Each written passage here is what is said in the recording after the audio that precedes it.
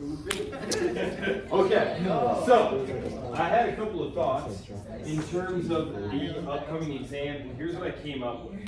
Okay? Here's what I came up with.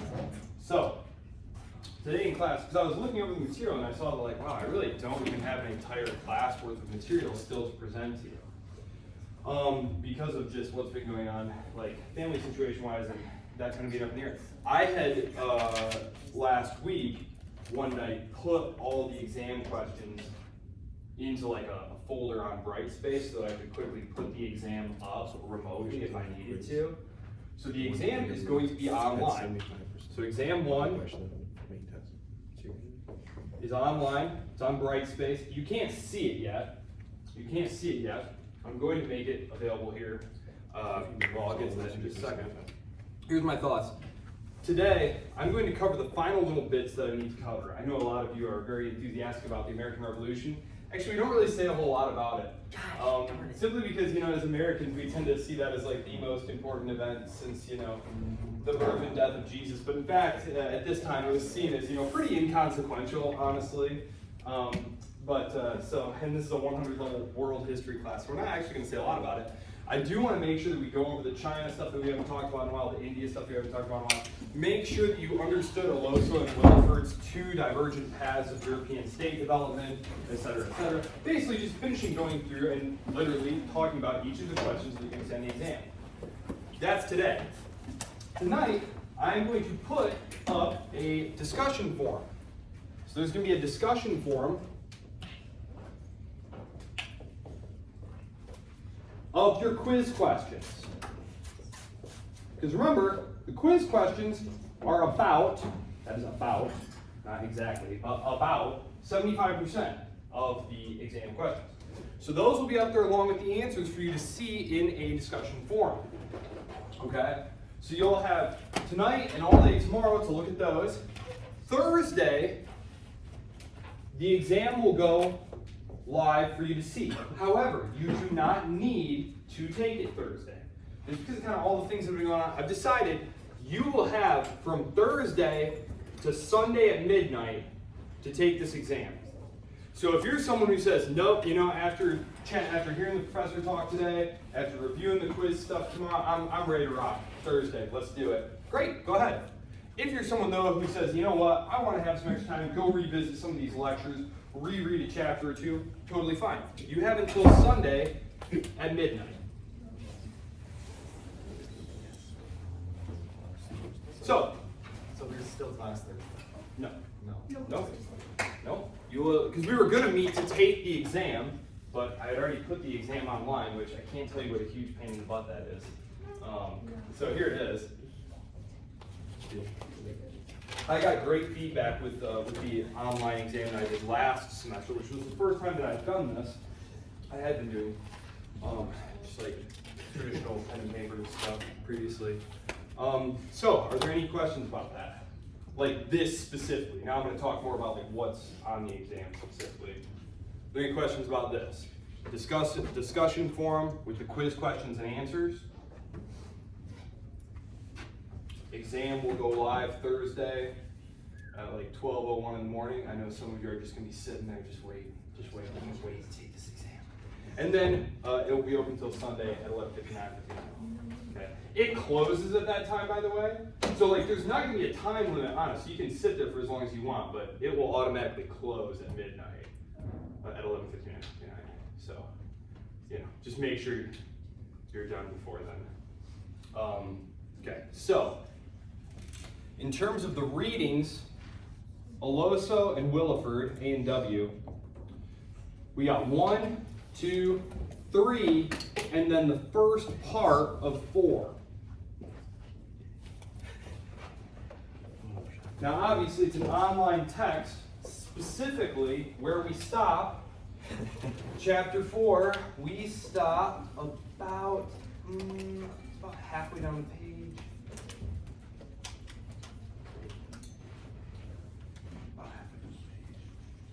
Yeah, it's 44% of the way down the page. The French Revolution is the part where you're stopping. So you'll do like the slave trade, the Enlightenment, the American Revolution, and then you'll hit a section that says French Revolution. Stop. French Revolution. Don't proceed. Do not do the French Revolution. Because the French Revolution, the American Revolution, you know, again, as Americans, we tend to think of it as like basically the event in world history. And maybe like retrospectively, if you want to think about that as like being more important than it was, sure, of course. I don't think very many people were understanding that, you know, someday these scrappy little 13 colonies were going to be the global hegemon. I think the earliest anyone kind of theorized something like that was Alexis de Tocqueville, Democracy in America. Did any of you encounter that in high school, Democracy in America? No, well, he was a French aristocrat who was visiting America to view the experiment in democracy in the 1830s. And he wrote this book called Democracy in America, and it's a huge book. You can get like abridged versions really cheaply. But he predicted that eventually, because of their sheer size and material resources and manpower, that eventually the United States and Russia would be vying for world domination. And so, you know, retrospectively, especially with the Cold War, like Cold War going on, that certainly seemed very prescient. But no one at the time really saw that as being the case. The French Revolution, though, right away when it happened, the French Revolution was entirely transformative. Transformed the globe. Transformed Europe, which was on its way to controlling the globe. Huge. Huge. Right away. Everyone recognized it, that it was a world-shaking event. So, and it really, the second half of the semester, which culminates in exam 2, I teach multiple European history classes, and I tend to teach modern European history like this, basically 1789 to 1914, treating this all as like one. It's called the long 19th century. I did not coin that, obviously. Other historians did who came before. And it's true. Once you've seen it taught that way, it makes so much sense to see all of this that started with the French Revolution and culminates in World War I as like one interconnected process. So that's what the second half of the semester is going to be. So don't go on to the French Revolution. Okay. All of the lectures are up. Has anyone had any trouble accessing them on the YouTube? No. Okay. Do you have any questions for me then? No? There's 38 multiple choice questions. And there is one short answer. When you submit it, you will not get a grade right away. So don't panic, because I know a lot of times you'll submit your quiz and like right away you see your grade. That's not going to happen because I turned AutoBook off because I need to go in and read your short answers. Short answers, look, I wrote in the prompt, I said, look, spend several sentences answering one of these 3 questions. Okay? And I really do mean like, you can probably summarize, you can probably do an adequate job in several sentences. If you want to write me several paragraphs, that's fine, I'll read several paragraphs. I highly doubt many of you will, so I'm okay with reading several paragraphs if anyone wants to do that. You know, but if the question were something like, what were the causes of the American Revolution, and you write, the colonists didn't like the British, like come on. I'm not saying you need to write a whole bunch, but okay. So, no questions about the exam. What are some questions that we would see to like write for the... Perfect. Here we go. You guys want to hear them? Here are the options that you're going to have. I think, right? I don't want to say the wrong thing here because I think I changed one of them because some people had trouble with it last year.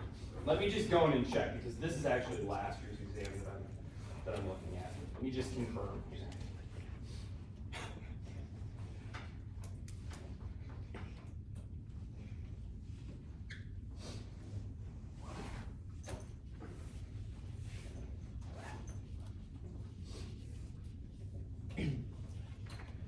Okay, here we go. Let's see. God bless you. Okay, and the short answer. Okay. Here were our prompts. Yes, I added a couple. Yes, I replaced one and added 2 more. What were the causes and consequences of the 30 Years' War? I would be very tempted by that question. What factors precipitated Europe's period of exploration? That means, why did the Europeans suddenly start thinking it was a grand idea to go sailing off into the Atlantic Ocean, which was insanely dangerous? I cannot overemphasize enough how dangerous it was and just how unpleasant it was to be on one of these ships. What was the Columbian Exchange and what were its impacts? This is something that Aloso and Williford go into incredible detail on, and I try to balance out my lectures with what they tend to underemphasize. And certainly, chapter 3, the Americas and Columbus, they spend several pages worth talking about the Columbian Exchange. This is, of course, that great exchange of flora and fauna and microbes between the old world and the new. And then 4, what factors influenced the divergent British and Spanish colonial developments? This could be anything from religion, this could be anything from religion, geography, ideology. We spent a good deal of time talking about the different ways. I had them all up there. I had the Spanish, I had the British, and I had the French up there as well. But the French footprint was very light. There wasn't a lot of community building there, so I just left it there. Yeah. Any questions? That was a good question. Do you mind repeating the first one? Yeah. What were the causes and consequences of the 30 Years' War? What was the last one? What factors influenced the divergent British and Spanish colonial developments? Why were the Spanish possessions full of just plantation agricultures and single dudes, or the second sons of nobles who'd marry up with like local women? Why was that going on? And why in British North America did you have a bunch of like small family homesteads that were intensely particularist and religiously divided? Why? So, what specifically are you looking for? Are you looking for important events, or like more like an overall narrative, like both?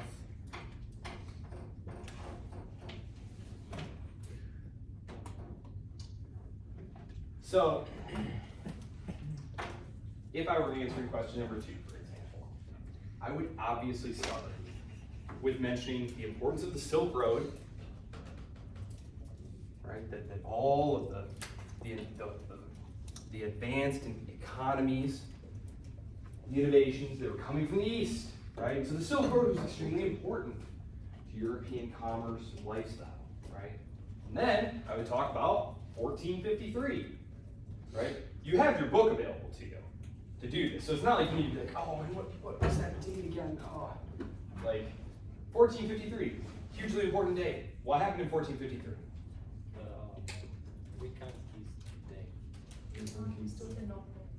Constantinople. The Ottoman Turks capture Constantinople and say, you dastardly Christians, if you want to trade here, you're going to pay an additional levy.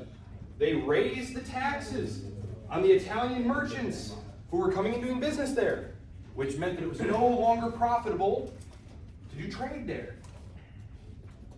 And so, not to be deterred, the Iberian states started probing alternate routes to the Indies. And you could say things about like the importation of advanced mathematical devices from places like Baghdad, places like the Middle East, coming from the Indian subcontinent, because these allowed you to navigate away from the shoreline. Just sailing out into the ocean was nuts. It was madness. You'd get completely lost out there. You need things like a magnetic compass, or you need something like an azimuth to allow you to take readings from the stars. You need accurate star charts as well.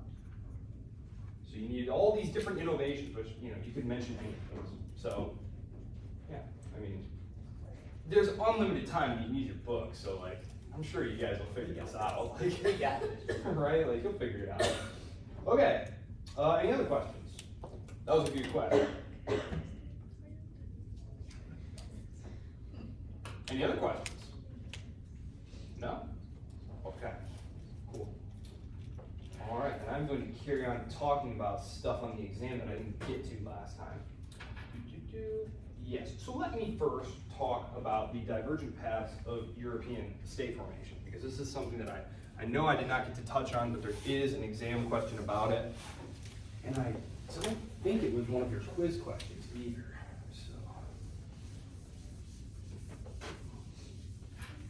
Quick question about bright space, because obviously I'm an instructor, not a student. Whenever I create an announcement on bright space, I always hit the button that says send an email to all of you. You guys get that, right? It depends on the settings that each student has. Like I just turned it on for myself. I know some students don't get the email, but if you go on Brightspace, you get notifications. Okay. I get an email. All right. Well, I will post an announcement letting you know that all this stuff is up and active and okay. All right. Okay. So divergent paths of European state formation. This is chapter 4. This is chapter 4 here. Early globalization and revolutions. And remember, this is what's interesting is part of the reason that we spent some time talking about where these other societies were coming from. Places like China, India, Central Asia, is because these histories were intensely regional.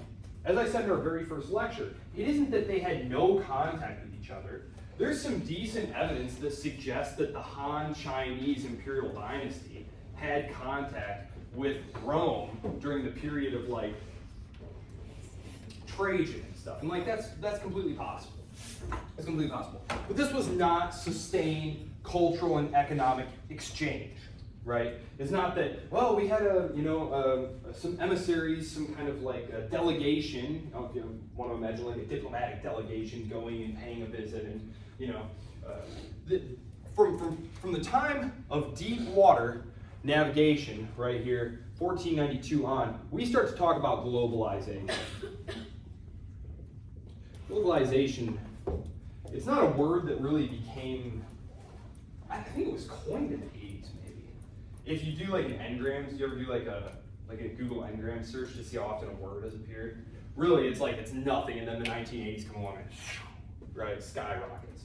But globalization is really just a catch-all word to talk about the increasing collectivization of the global economy, hooking everything together with everything else. There's not going to be a regional economy that's completely divorced from the rest of the world unless it wants to be hopelessly poor, right? Think about a place like Cuba or North Korea, a place that, whether deliberately or because of, something like US sanctions, you're cut off from the global economy. You do real well? No, you're hopelessly poor, right? You're hopelessly poor. Globalization lowers the cost of everything, really, because it allows you to take advantage of things like comparative advantage and these gains from trade that are so well established. This is the period when this starts to happen. Now, that's what they're talking about with early globalization. So you'll hear talk about phases of globalization, but really what was happening is as technology got better, these trends simply intensified, right? Think about something like the emergence of the telegraph. Do you guys know what telegraphs were? Okay. For those of you who don't, I'm seeing some blank looks. You took wires and you strung them along, and you're in California and I'm in New York, and we've managed to set up some wires. I could tap out a Morse code message like dots and dashes, and it would go along the line, and he could get these dots and dashes on the other end of the line and then write them down and translate them into words. Right? This is a huge boost to globalization, because before the 1830s and 1840s, when this was invented and they started laying these lines, what was the fastest way in all of human history to get a message from one place to the other? A rider on horseback, right? So you're out in California and I'm in New York, and we need to get a message to him. So I'm going to get on a horse, and I'm going to start riding, and then if I survive, right, number one, if I survive, what's it going to be? A year till I can get there? And we might never know if I got there or not. What happened to him? Don't know. This way, you can almost instantaneously, you could send a message from New York to California in minutes now. 6 or 7 minutes.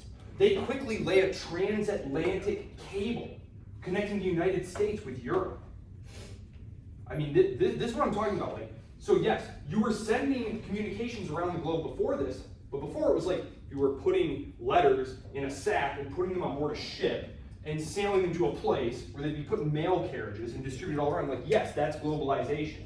But as technology improved, globalization didn't change. The nature of globalization did not change. It just intensified. Space and time shrunk more and more, if you want to think of it that way. Because now we have email where you can like virtually instantly do it, right? Okay. So, okay. We talked about, okay, so development of nation states in Europe. This is right near the top of 4, and Olympus and Wilford, this is a 100 level like survey course, and so of course everything that I'm going to say here you'll learn later is like much more complicated if you continue doing historical studies. But there are 2 basic paths of European state development. European state development. One is absolutism. Okay, and the archetypal example here is France. Okay, absolutism. Absolutism sought to build a state that entirely revolved around a very powerful center. In the case of France, obviously, it was the French king. Now remember, the feudal kings had been very weak, and they had had to basically rely on nobles out in their provinces, who sometimes weren't entirely reliable. What they get replaced with from about the, let's say, the 17th century to an 18th century, they get replaced with professional bureaucrats, right? We talked about this with the case of China. China did this very, very early. China did this, 1,000 years before the Europeans did this. The imperial dynasties recognized that, hey, relying on these very powerful individual nobles out in these provinces, what are you going to do if they decide to say no about something? They have their own individual power bases. They have taxing power, they have troops. This is a nightmare if you want to build a strong, centralized, bureaucratic, and efficient state. And so, the French kings wage a series of wars against their nobles to subordinate them. And you're all familiar, I think, with the Palace of Versailles, right? That big, opulent palace that you can go visit today. So he had this built, Louis XIV. Louis XIV, he's often pointed to as sort of the archetypal absolutist monarch of the French state. So Louis XIV. Is there anyone here who can't read Roman numerals, by the way? Okay, just Google them on the exam if you don't know how. I had someone on an exam, because remember, this used to be on paper, and someone came up to me and was like, I have no, what are all these X's and 1s? And I was like, this is Roman numerals.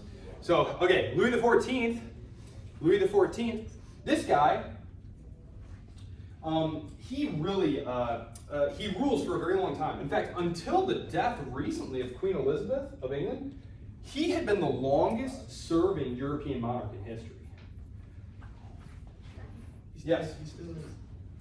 I believe Queen Elizabeth II passed I him. think he is technically higher because he started reigning when he was like 4 years old, as opposed to her when she was 20. Longest living versus longest reigning? Mm-hmm. Yeah, that might be true. Is that true though? I'll have to check into that. Let me see.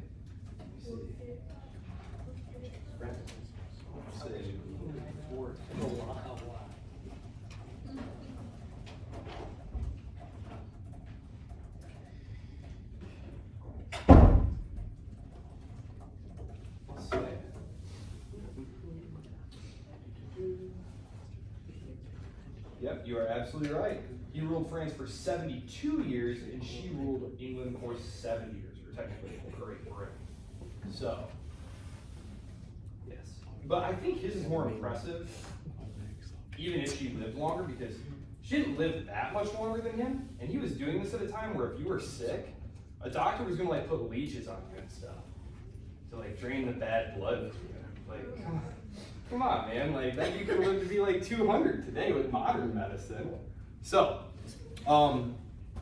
King Louis XIV, he comes up with this great idea.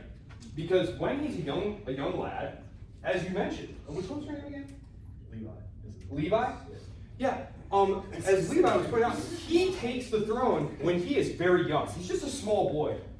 He's 4 years old. He's not ruling in his own right.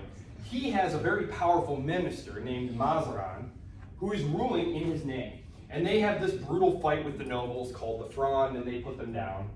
And afterward, as he grows into his own, King Louis comes up with this great idea to make sure that the nobles, his powerful nobles, aren't out at their estates scheming against him.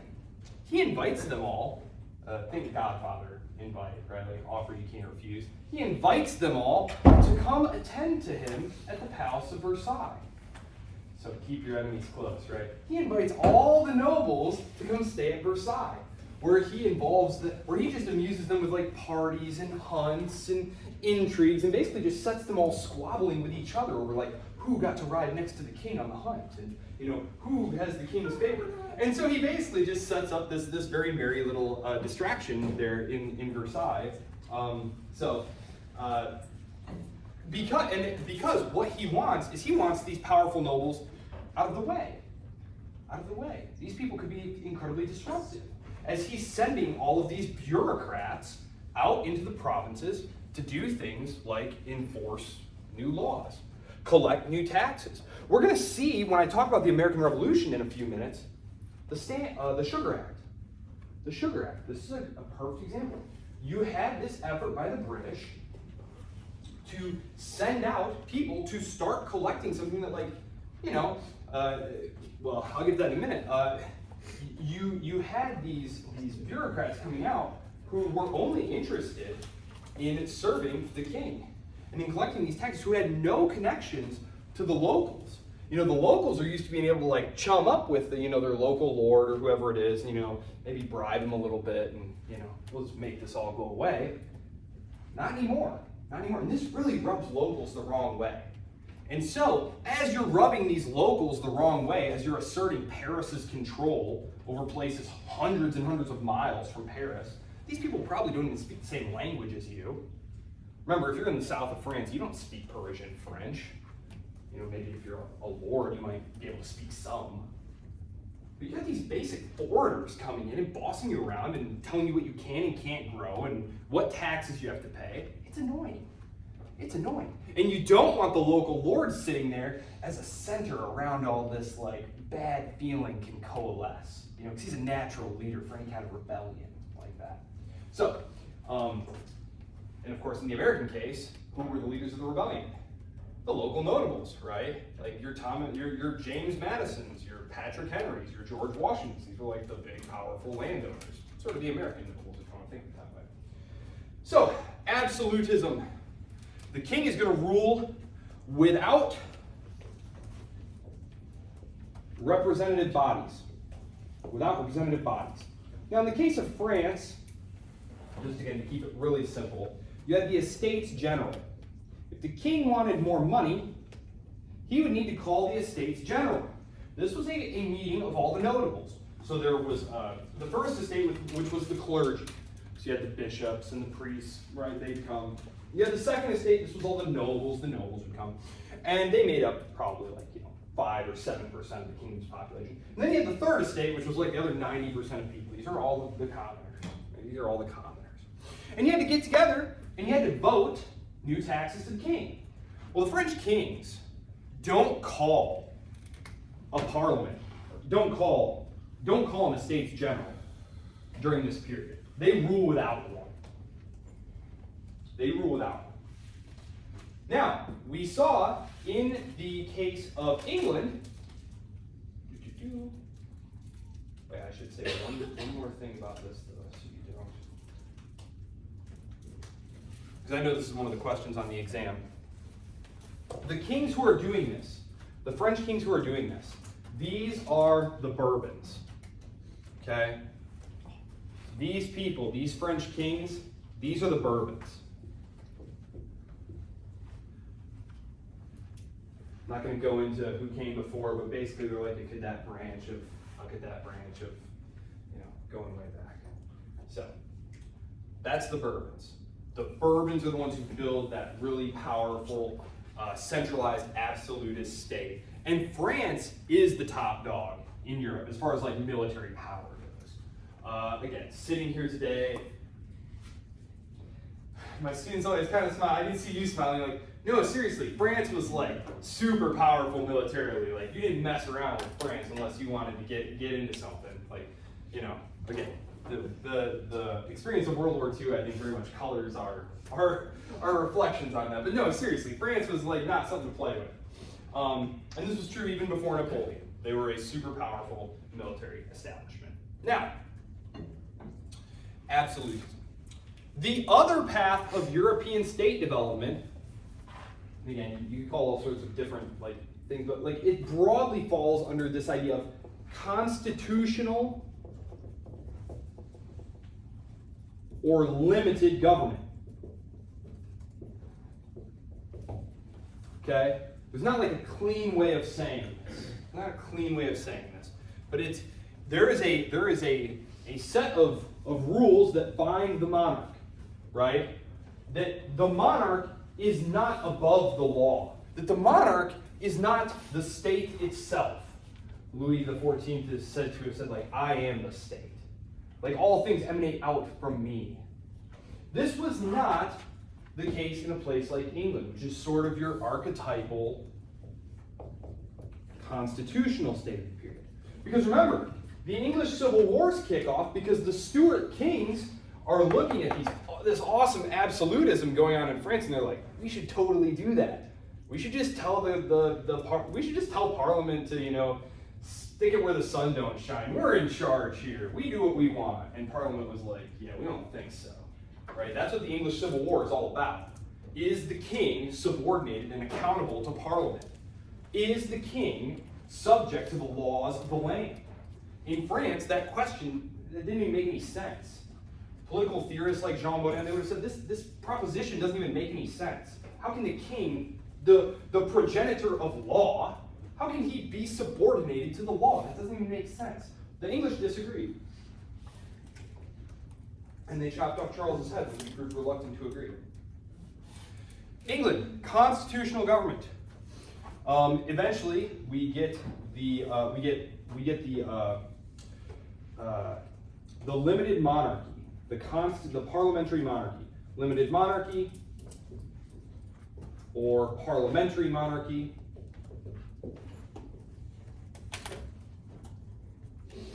In the American case, which of course is a very famous example of like a constitutional state, they went Republican. They went Republican because a republic can be constitutional, right? Now gradually we became a democratic republic, right? A democratic republic. So there are still rules in place, but now these rules can pretty clearly be changed by large amounts of people voting, right? So it's important to understand that at this period in European history, when they ask, hey, what are the two paths of European state development? There's absolutism, and then there's constitutional or limited government. One of the options, though, is democracy. Do not pick democracy, okay? Democracy is a product of the late 19th century. Democracy, later 19th century and 20th century. Okay? People who supported this kind of government right here hated and feared democracy. Because democracy, for them, was akin to mob rule. It was ruled by the least fit. Because if you were fit to rule, you would have demonstrated this by exhibiting the capacity for rational behavior. And what is the most rational type of behavior? The accumulation of property and wealth. So, who has the wealth, the many or the few? The few. So, by default, then, and just as a function of the definitions of these terms, democracy would be ruled by the many unfit, who would expropriate all of the property and ruin everything. And this is actually how they talk in letters. Even people like Alexander Hamilton, who get championed by progressives today, they hated and feared the demos, the people, because they recognized that the majority of people must necessarily be poor and desire to expropriate the property of the wealthy. And the protection of property is inherent in almost all constitutional arrangements, right? Protection even from the government itself. Because in France, there was no protection. there was one second. And this is one of the major reasons I teach economics. And there's a very strong correlation between how strongly a state protects private property and your long-term economic growth prospects.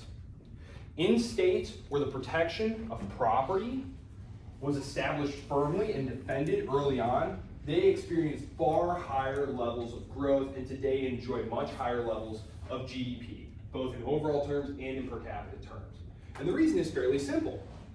We're not quite to the Industrial Revolution yet. It's kind of happening in Northern England, in Scotland right now. During the period of the American Revolution, during the period of the American Revolution. But what you have here is, so previously, fields were owned communally. Fields were owned communally. And you didn't have the same section of field each year. Like this is the community field, right? And it was a strip system. It was a strip system. So this year, you and your family, you have this bit right here. And you and your family, you have this bit right here. And you and your family, you have this bit right here, right? And your family, you have this bit and this bit this year. But next year, it's going to completely change. Now, number one, in a field system like this, you all basically have to agree on what to plant. You can't all be growing something different. You basically have to come to an agreement like, okay, we're going to plant barley this year. And then we're all basically going to meet, plant it at the same time, harvest it at the same time, so we're not trampling each other's stuff, and You also have zero incentive to spend extra time and energy improving your little plots of land because they're not really yours. You're going to get different ones next year. So the fencing off, it was called the enclosure movement. It was called the enclosure movement in England. They basically got rid of this and just gave everyone like individual private plots. Where if you said, you know what, I really feel like we should go for it and like try planting some of these new things from America called potatoes. And everyone's like, are you nuts? No one in the entire history of our village has ever planted potatoes. Are you crazy? What if these things fail? We're all going to starve to death, right? Even though we know in retrospect that potatoes were actually a great idea. They're very nutrient dense, they're very hardy.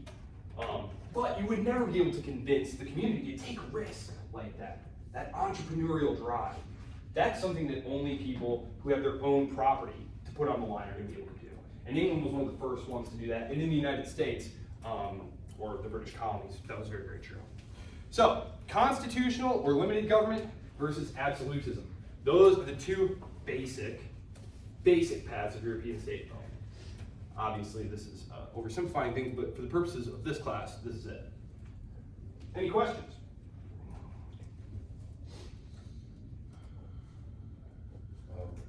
Yeah. You said there's a correlation between protection of property and future economic growth. Yeah, and there's actually a few things that you can run regression analyses using.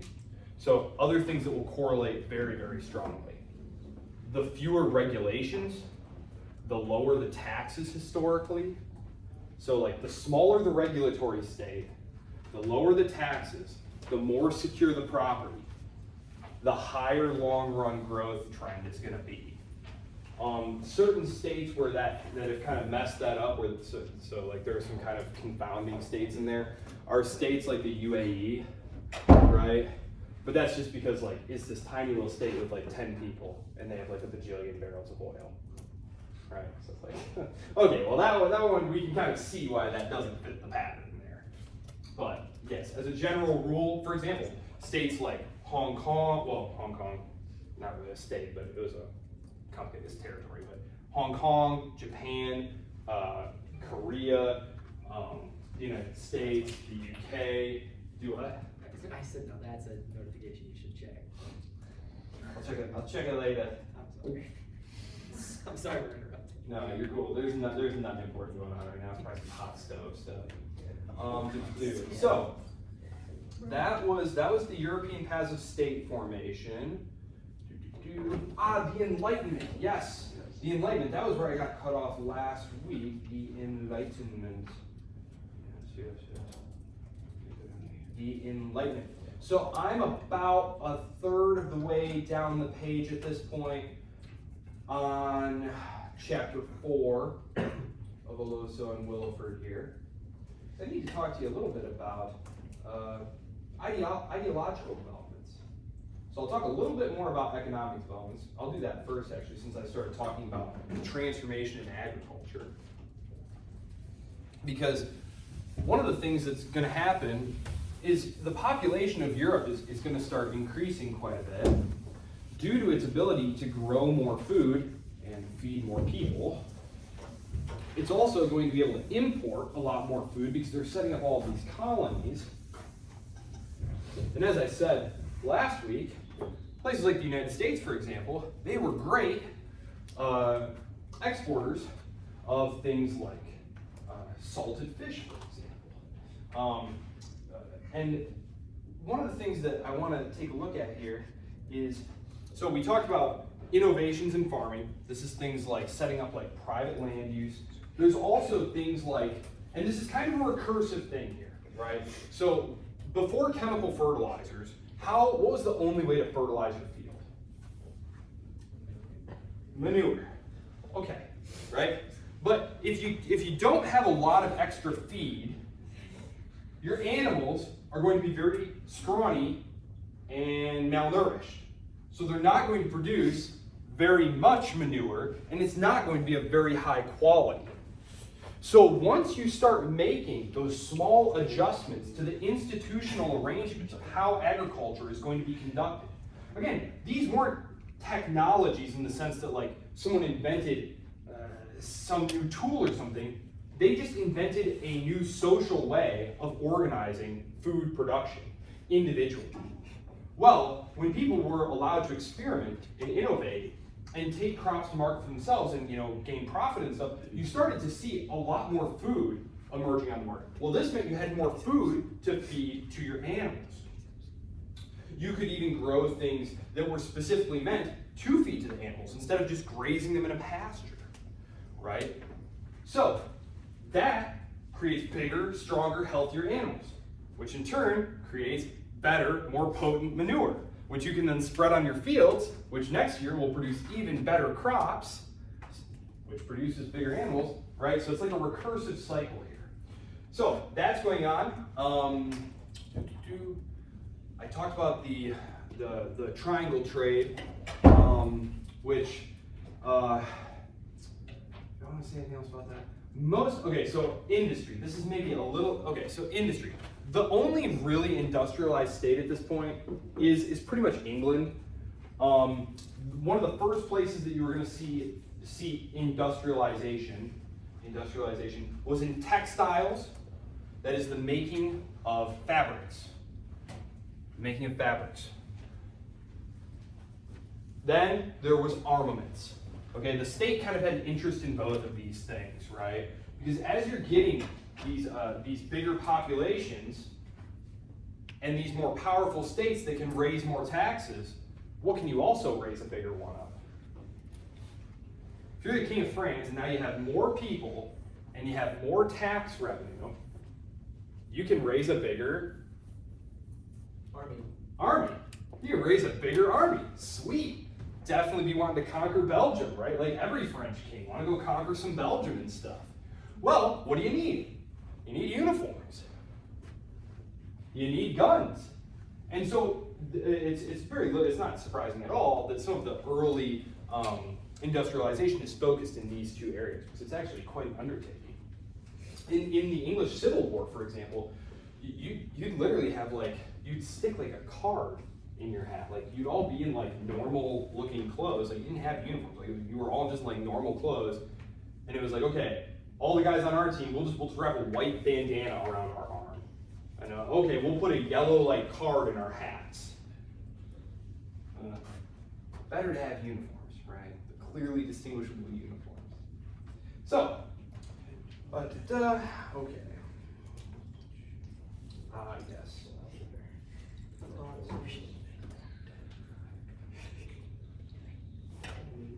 Okay, so I'll dive into the American Revolution. First off, what war in just about the middle of the 18th century, really sets us on the road to both the American Revolution and the French Revolution. The French Indian War. The French Indian War. Also known as the 7 Years' War, and actually on your exam, it is not listed as the French Indian War, it is actually listed as the 7 Years' War. I did that because I just am following, like, I don't know. So that's the international convention, is just to call it the 7 Years' War. So, 7 Years' War. What were the consequences of the 7 Years' War? Forget what it was about. That's all too esoteric, although part of it was George Washington's fall. What were the consequences of it? What was the major consequence? French drained a ton of money. Okay, so the French get kicked out of Canada. Yes. No more French Canada. That's all British now. So the British have Canada, they have the colonies. The only other imperial power who's hanging out now is Spain, and they're down in Florida. Which, well, you know what? Florida is awesome now, but back then it was like malarial and awful and full of Seminoles who would kill the heck out of you. I mean, it was a tough place. So Florida was not all that back in the day. So, but point is, the French lose Canada. And as you said, they spent a ton of money. You were going to say something. No. Okay. I was just scratching my ear. Not a problem. I too sometimes scratch my ear. So, the French spend tons of money. And they lose. They lost all the wars. If you remember, I wrote them up there. They lost the War of the Austrian Succession. They lost the War of the Spanish Succession. They lost the 7 Years' War. Just losing all these wars. So, for the American Revolution, forget the French Revolution. I'll come back to that and say a few words, next week or whenever we do that, about that. For the American Revolution, road to the American Revolution. Okay, 7 Years' War.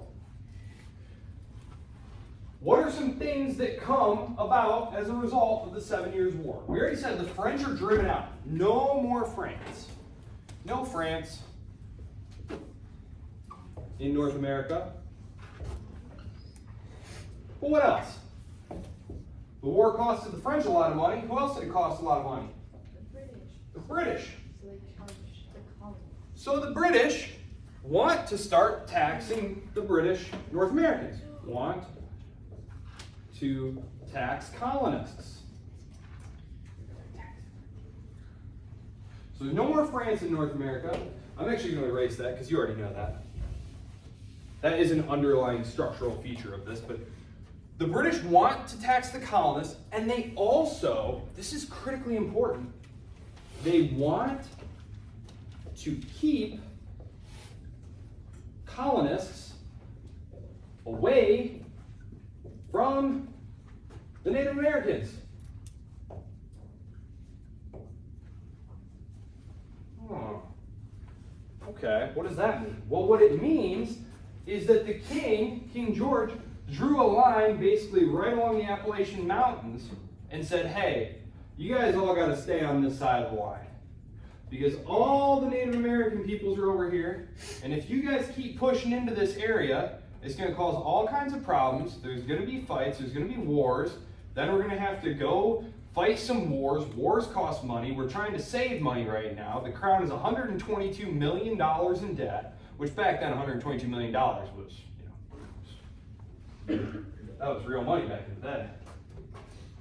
Now I think the U.S. government spent that while I was talking just now. They most certainly did. Pulled the debt clock. Okay. But this is exceedingly unpopular. The French are gone.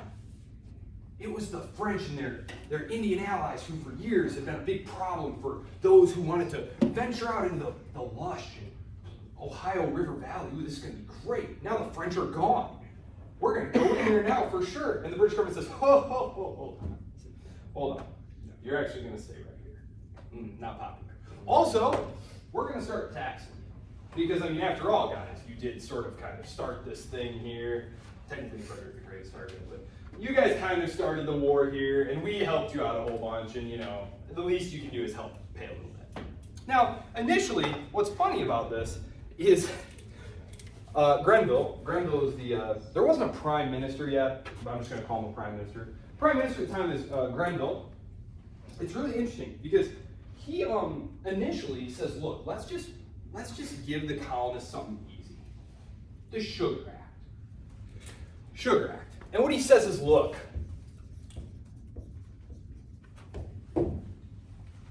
he says, look, right now the tax on sugar, molasses, which is a primary ingredient in rum, which was a big part of the trade, is like 8 cents. And all the colonists are dodging this tax because the English government is far away in London. And you, the enforcement guy in London, you're pretty poorly paid, and you hang out with us most of the time, so you're kind of like one of us, right? We're all British. And we say, hey, listen, we'll give you 1.50 pennies on everything that comes in here. We forget the 8 cents going back to England, right? Cool. Right? So this is what's going on here. So Grenville says, look, clearly 8 cents is too much. The colonists don't want to pay 8 cents. So what we'll do is we'll cut the tax in half. We'll make it 4 cents. The tax on sugar, we're gonna give them a tax cut. We're gonna go from 8 cents to 4 cents, and then the Americans, the British Americans, they'll start paying their taxes. If we just give them a tax cut, they'll stop dodging the taxes, and they'll start paying a little bit, and that'll be good.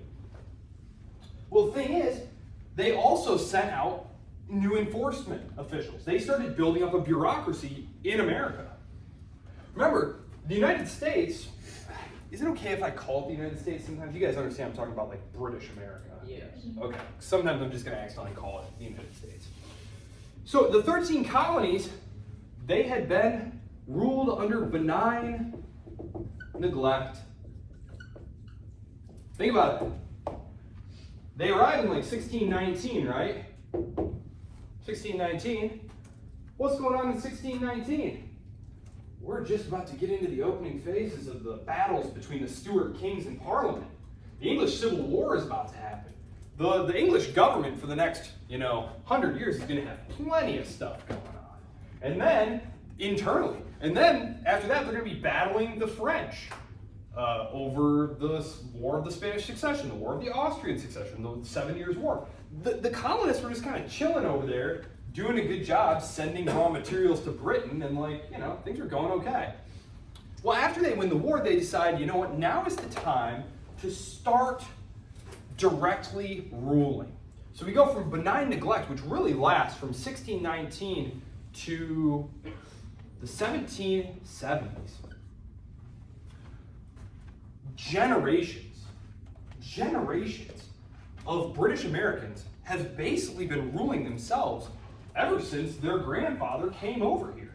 And now all of a sudden, they're sending over a whole new bureaucracy. And they're not going to hang out with us. They're not going to be our pals and let us dodge these customs. There's going to be rigorous enforcement of the collection of this 4 cents. And if you duck it, you're not going to go to a local court where there's an assumption of innocent until proven guilty. You're going to go to an admiralty court. You're going to go in front of a British admiral under an inquisitorial setting. Inquisitorial means you are assumed guilty unless you can prove that you're innocent. So this is total inversion of the normal judicial practice in Anglo-American countries, right? So this is not popular stuff here. Grenville thinks he's playing ball here and doing a good thing, but he is super serious about getting these taxes collected. This is not popular. And I am not going to go step by step through the whole travails of the Revolutionary War. I will say though, that it is this Sugar Act, this very first attempt. All of you have had American history. You know that there's the Stamp Act and the Boston Tea, all that stuff, right? This was the first one. And right away, you had members of the American aristocracy. People like Virginia planters.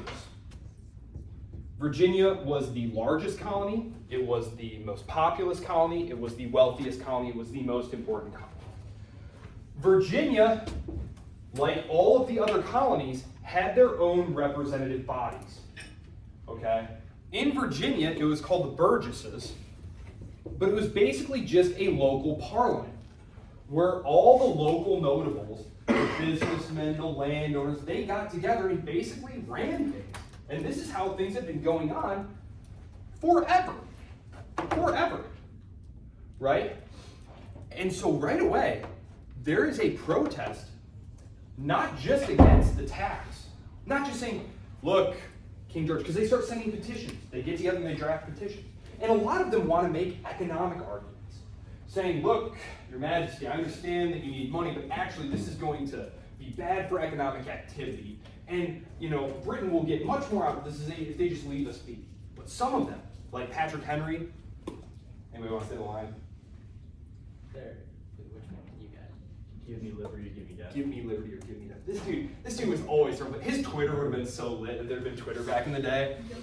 He's like 24 years old at this time, and he just gives the most rabble-rousing speeches. He's great. He is one of those who says, no. Economics has nothing to do with it. It wouldn't matter if this was the greatest economic idea since the wheel. Parliament has no right to tax the colonies because we are not represented. And they pointed to the Virginia Charter that was granted by the king that explicitly acknowledged their equal rights as Englishmen. And they said, this is where the power to tax comes. We love being ruled by you, King George, but we'll handle things on our end, and don't worry about it. So, Parliament, obviously, back in London, they can't very well suffer this kind of insubordination, so they decide that they're going to try and force the issue. And this happens in Massachusetts, in Boston. Obviously, the Revolutionary War happens all over the place, but at the level of the survey course, a lot of the action tends to take place in like Massachusetts, Virginia, New York. There's open violence in the streets against those who have been sent to act as agents of the British government. Samuel Adams, his Sons of Liberty. Well, basically, they get themselves whipped up into a good old lynch mob, and they make an effigy of the tax collectors, and they go to his house, and they break in and smash everything to pieces, and then they go to the governor's house, behead an effigy of him. You know what effigy is? It's like a bust, like a dummy. Yeah. You make like a dummy of the guy, and then you symbolically execute it, watch out. It's just basically. They go to his house too, the governor, Thomas Hutchinson. And this is like the most powerful British representative in North America, which is a British colony, and these are all British subjects. And they just go to his house and just smash the whole thing to pieces. There's very heavy resistance, and the British government is going to try a couple of different ways to get revenue. Like I said, they're going to try the Stamp Act. The Stamp Act is the one after the Sugar Act that prompts the rebellion in Massachusetts, where they start smashing stuff. They're going to try taxes on tea. They're going to try all sorts of things, trying basically to find a way to get some money out of the colonists that they'll agree to. Because some of them, like Patrick Henry, right away, take the line that no, you have no right to taxes. But a lot of them, like Ben Franklin, for example, say, well, no, it's a little more complicated than that. You do have the right, Parliament, to tax trade going in and out of the colonies. You just don't have the right to tax things inside the colony. And so the government back in London dreams up some taxes that will not mess with, activity inside the colonies. They'll just be external. But then, the majority of them object to that too. And that's when the British government realizes that, no, we might just be dealing with some open rebellion here. We might have some treason on our hands. But it's only treason if you lose. Yeah, it's only treason if you lose, right? If you get caught, lose, yeah. It's only treason if you lose. And they're not going to lose. They're going to win. Why do the Americans win? Call them Americans. Why do the Americans win this war? I'm not going to take you through all these battles. War lasts forever. There's a bajillion battles. Why do they win? They don't win any major battles except for a handful. Why do they win? Their ability to outlast and basically waste resources. Pretty much that's what it is. And then the Battle of Yorktown, single-handedly one of the greatest military battles of American history. So, what did we say at the start of all this about the British government's finances? Yay or nay? They doing great? Sitting on a big pile of gold? Terrible. The British government has never been in more debt. And now they're going to lose a large portion of economic activity in the United States, which is being disrupted by war, and you have to pay to put troops in the field over there. George Washington and the Continental Army, this is the actual field army that they have. They lose pretty much every battle, pretty much every important battle they lose, but critically, the army stays in the field. The army stays in the field. When you read about George Washington being great at retreating, some people don't know what they're talking about and they're mocking him, but people who actually study military history know that you suffer your casualties and your army gets destroyed in a rout. A rout is when your men just undisciplinedly break ranks and turn around and start running, right? The retreats that Washington was conducting, these were more like withdrawals. These were more like withdrawals where it kept the army together, kept lines firing on the British as they slowly withdrew from the field. This was critical because foreign observers like the French were going to be critical in the winning of the Battle of Yorktown, pinning Cornwallis there. They didn't recognize guerrilla bands of dudes popping out of the woods and shooting at British troops. That wasn't warfare. You need to have an army in the field. So keeping that Continental Army together and in the field was critical to winning European support. However, those guerrillas that we talked about, that I just mentioned, people like Nathaniel Greene, they were super critical because what they did is stuff that was just seen as just so ungentlemanly and just completely just beyond the pale. Because what they would do is they would attack British supplies. They would attack the British at night while they were encamped. They would attack them in the trails, shooting from trees and then running away, which is completely maddening. Because if you had filled the entire field with all the American British people under arms, 10, 20,000 people tops, and that's probably very high end, British could crush them. But they just wouldn't give them a decisive battle. And so, eventually, resources start to wane them. Political opposition forms at home. Populations don't like long, costly, indecisive wars, right? Think Afghanistan, Vietnam, Algeria. Domestic populations don't like that. You're getting body bags and huge tax bills, and what's going on over there? The war's still going on? Are we making any progress at all? No. And it doesn't help either that there were very powerful and eloquent speakers in Parliament, like Edmund Burke. If any of you study philosophy, the great conservative British thinker. He was very pro-American. He felt like the Americans were right. So you had very powerful supporters who were actively in Parliament lobbying against the policy of the government. And so they make a peace. Treaty of Paris. The Treaty of Paris. This is what concludes the war.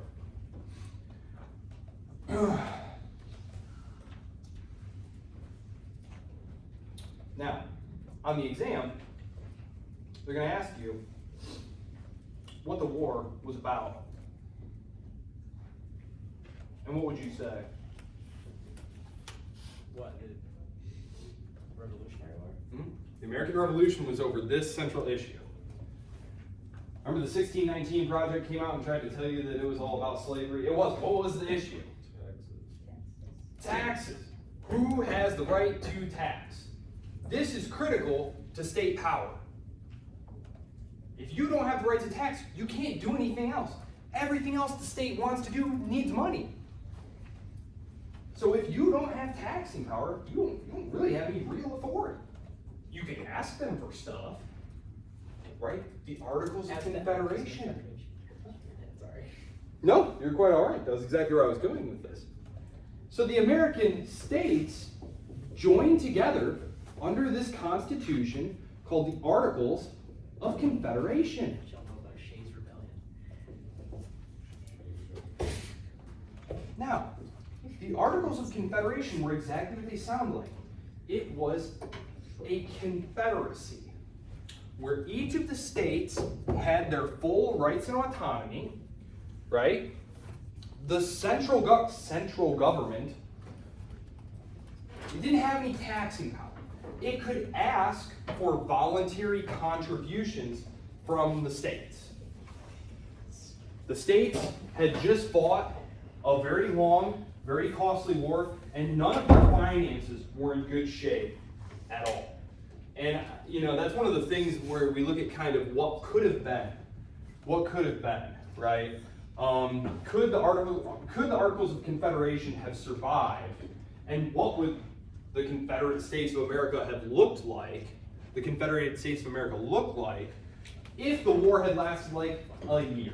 Or if the war, hadn't bankrupted most of these states? Because very quickly, the Articles of Confederation get some very powerful pushback from nationalists. From nationalists who want a strong central government. These people are ironically called Federalists. So if you read the Federalist Papers, the Federalists, these are people like Madison, Washington, Jay, Hamilton.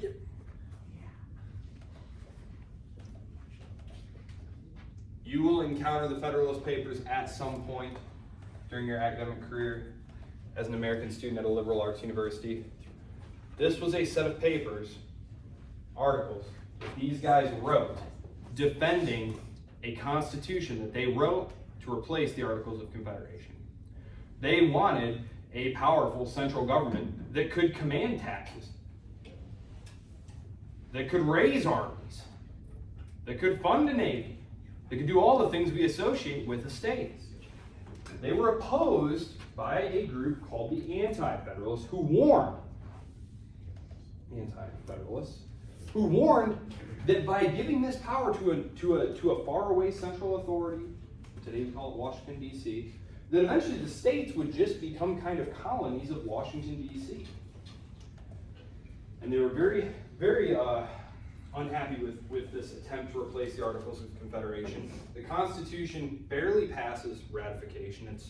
It's a very close run battle. And these Federalist Papers, these very persuasive, very eloquent arguments, where they basically defend things like, no, you see, we need a president to execute a single unified foreign policy and to have the power to conduct wars. And we need a federal Congress whose job it is to declare war. And the reason we've separated these two powers is that if we gave the power to declare war to a president, then he would just always be leading us into wars, because that way he could have more emergency powers.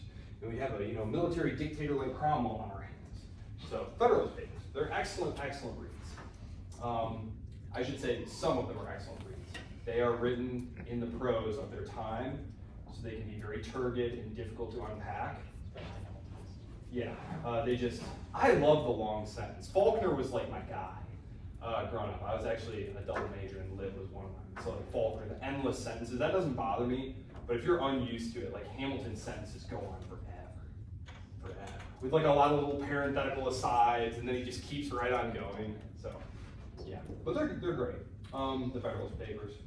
The Constitution is ratified, barely, but it is ratified. And the United States government is born, as we know it today.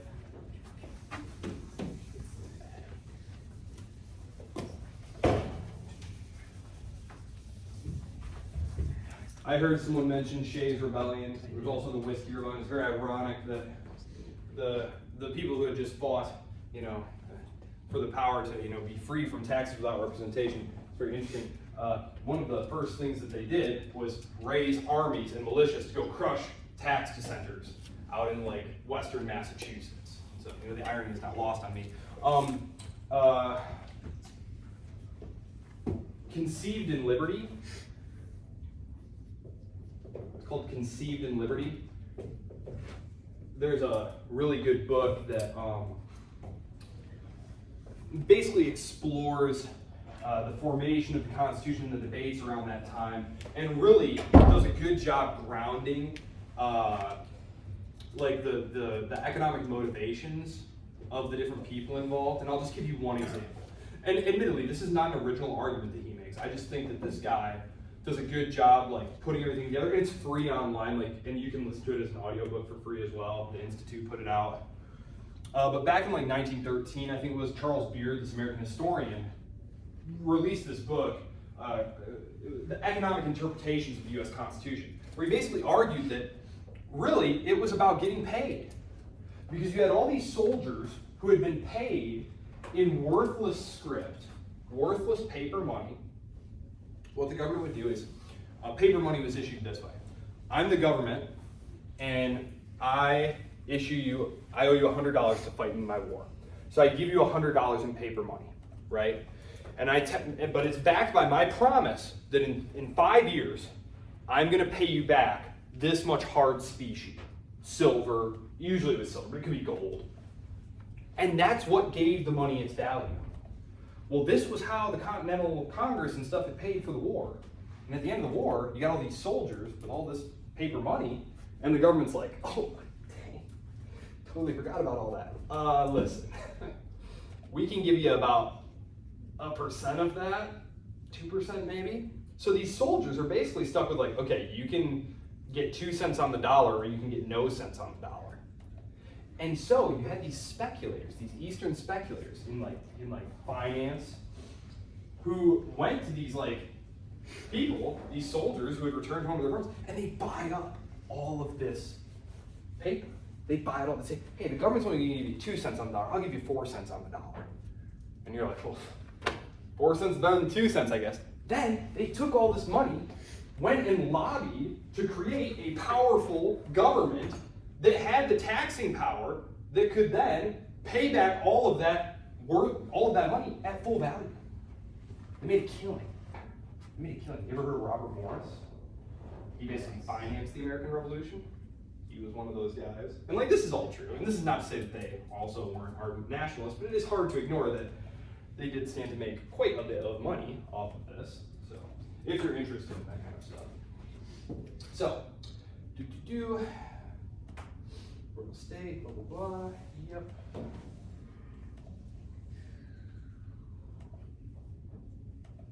Just want to make sure there's nothing I didn't leave out.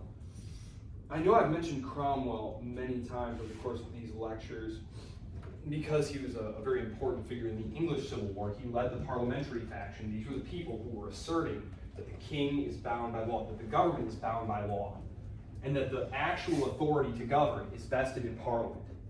These are the same ideas. These are the same people who are the forefathers of the American founders.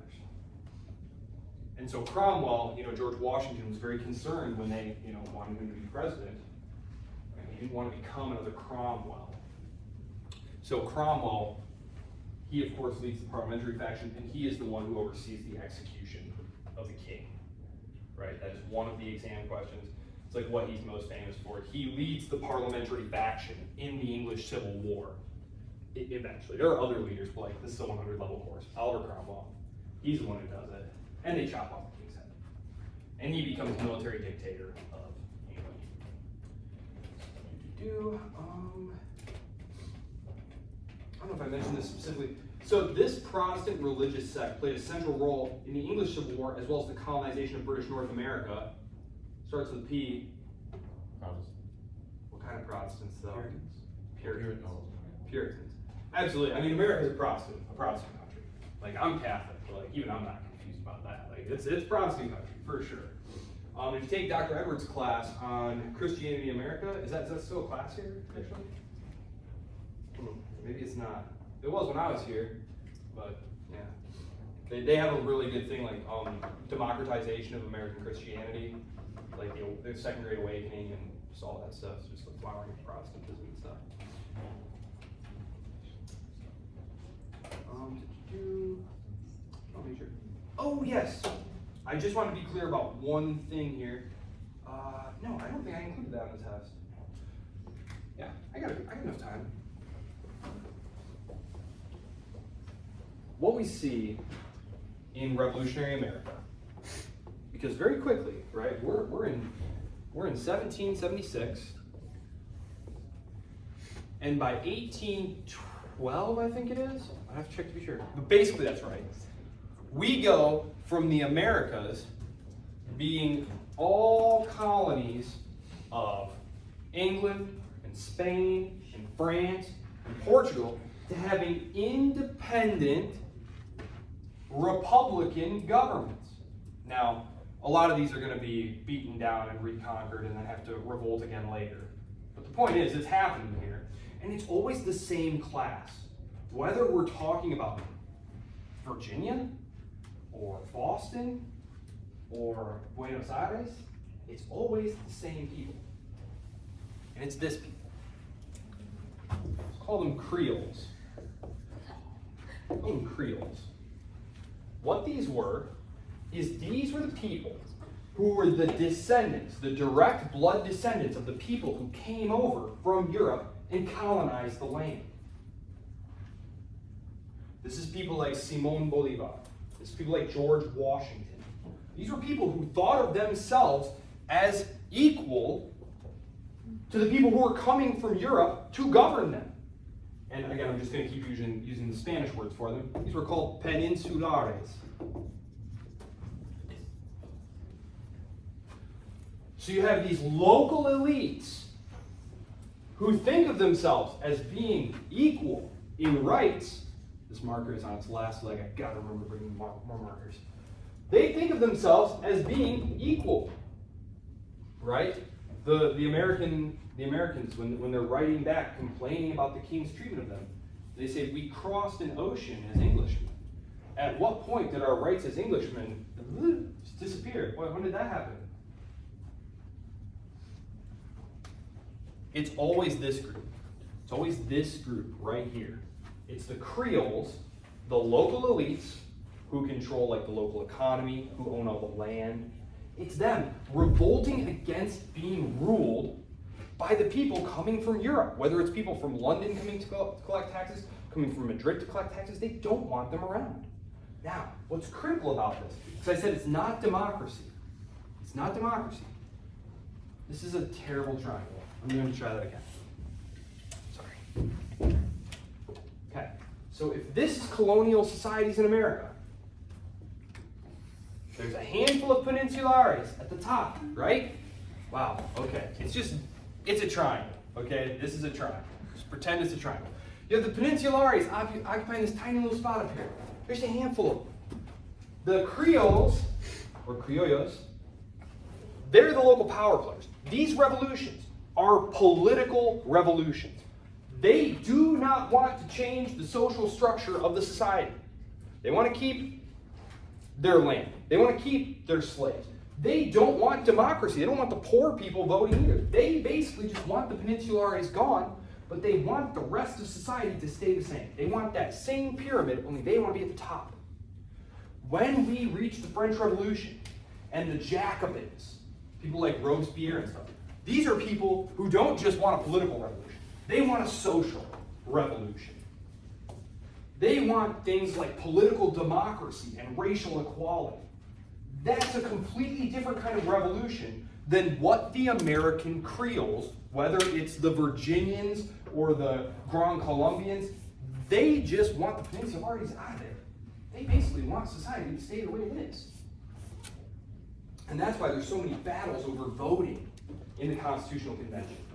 Because the elites, when you read the Constitutional Convention papers, you have to understand, like, these are the American elites. And so when they're talking about voting and stuff, they understand that it would be very inflammatory and probably a dagger to put something about voting in the bill itself, because they don't actually want all those dudes out there voting. They basically want them to be the ones controlling things. So they leave it to the states. They leave it to the states. Yeah, so, any questions about this? So whether it's Washington or Bolivar, they want political revolutions. They want political revolutions. And they want republics.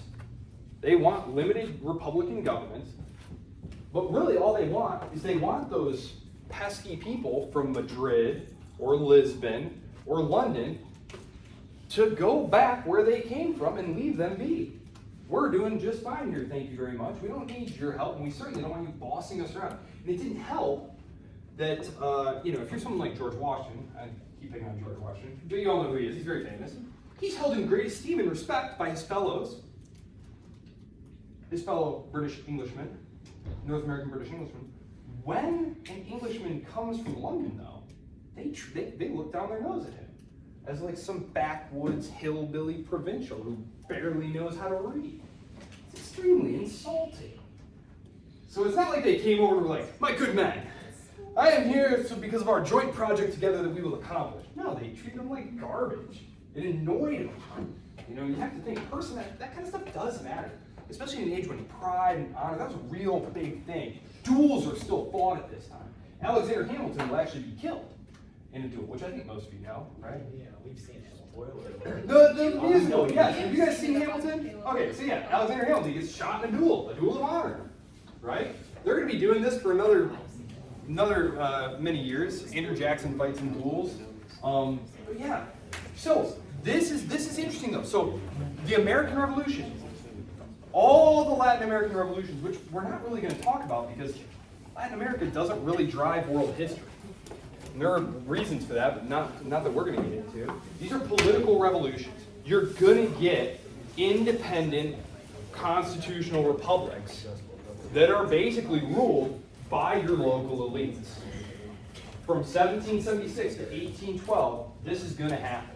And as I said, in Latin America, some of those are going to get put down, and then they're going to re-revolt, and eventually they are going to get their independence. I'm talking about things like Mexico, Colombia, Argentina, Peru, Chile. So yeah. So, any questions about any of this stuff?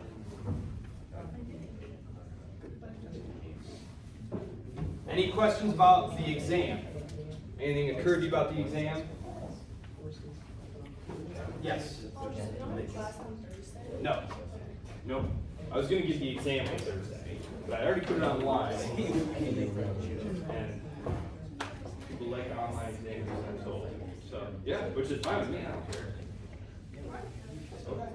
And remember, it's not going to give you a grade right away, so don't like panic, like, oh my gosh, did I mess something up? No, I have to go in and like grade the regular response. All right. Have a great week. I will see you all on Tuesday.